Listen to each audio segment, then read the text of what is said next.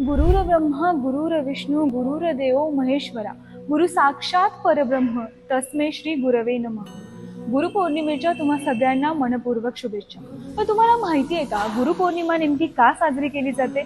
जाणून घ्यायचं असेल तर हा व्हिडिओ शेवटपर्यंत नक्की पहा। आजच्या दिवशी वेद व्यासांचा जन्म झाला होता आणि म्हणूनच गुरुपौर्णिमा ही वेद व्यासांना समर्पित असते।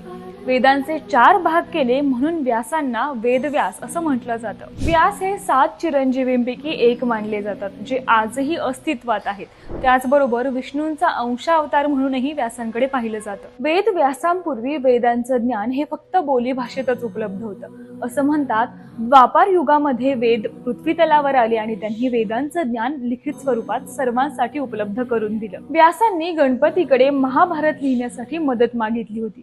यावर गणपतीने एक अट घातली, ही कथा न थांबता सांगावी। त्यावर उलट अट म्हणून व्यासांनी सांगितलं की प्रत्येक श्लोक समजून घेतल्यानंतरच लिहावा। अशा पद्धतीने महाभारतही आपल्यापर्यंत पोहोचले। एकंदरीत वेद आणि महाभारत आपल्यापर्यंत पोहोचवणाऱ्या वेद व्यासांप्रती कृतज्ञता व्यक्त करण्यासाठी आजचा हा दिवस आपण गुरुपौर्णिमा म्हणून साजरा करतो।